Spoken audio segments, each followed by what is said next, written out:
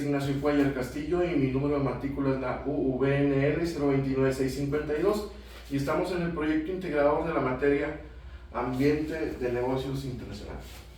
Y bueno, una de las preguntas que nos hacen es: ¿consideras que son necesarias las divisas en el mercado cambiario de los negocios internacionales? Yo considero que sí.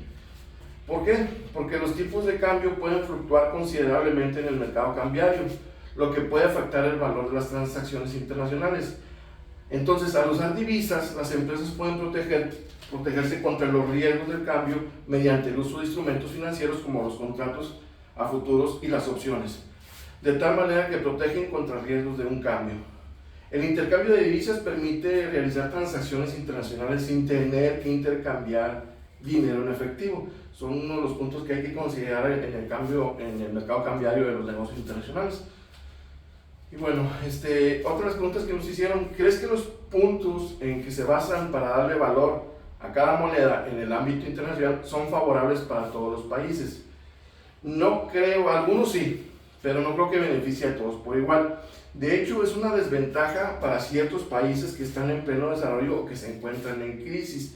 Vamos a mencionar un ejemplo: el valor de la moneda de Venezuela, el bolívar, frente al dólar americano.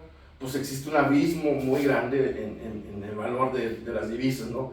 De tal manera que a la hora de que Venezuela, por ejemplo, que quiera solicitar un préstamo al Fondo Monetario Internacional, esa moneda devaluada es un factor para determinar un sí ante dicha solicitud. Entonces, yo puedo considerar que no, porque no es favorable para todos. Sin embargo, para algunos sí, ¿no? Pero la mayoría, pues aquellos países que estén en crisis, pues está complicado, ¿no? Otras preguntas que nos hicieron: según los instrumentos cambiarios tradicionales, ¿cuáles creen que benefician a México frente al mundo de los negocios? ¿Por qué? Bueno, considero que el mejor es el de las transacciones spot, que es el de contado, ¿no? Sin embargo, también depende de la necesidad de la operación. Digo, la spot porque es la más cercana y la de menor riesgo, ya que el mercado cambiario cambia constantemente y por lo tanto los forward traen consigo un riesgo. Por ejemplo, el forward trae un riesgo ante la fluctuación, ya que en un tiempo determinado puede ocasionar pues una pérdida. Entonces, considero que es más riesgoso el forward que el del spot, porque el del spot pues es una transacción de alguna manera de contado y minimiza riesgos. Otra pregunta: explica con tus palabras las teorías sobre la determinación del tipo de cambio y menciona algunos ejemplos de cada una de ellas. Bueno, voy a mencionar la teoría de paridad de los intereses. Entiendo que esta teoría es que si ambos países tienen la misma tasa de interés, como lo menciono aquí en este ejemplo, el tipo de cambio en México y Estados Unidos, la tasa de interés supongamos que es del 5% en un país que en el otro, entonces pues ahí no hay mucho problema. Aplica lo que es la paridad de los tipos de interés, esa teoría.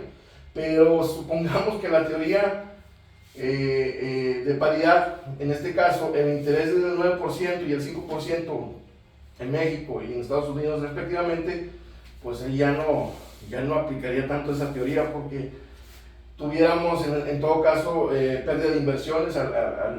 Los inversionistas preferirían irse a un país donde la tasa de interés es menor. Ese es un ejemplo que podría considerar que la teoría de la paridad de los intereses, ¿no? Del tipo de interés. Bueno, y dice otra: analiza los tipos de cambio fijo y flexible. ¿Cuál crees que es más conveniente para los países con rezago económico?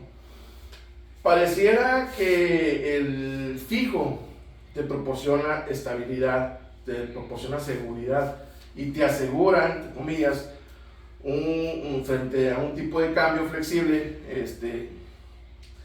puede resultar de mayor beneficio, el tipo de cambio flexible, porque proporciona flexibilidad y ajustes automáticos a los cambios en la economía.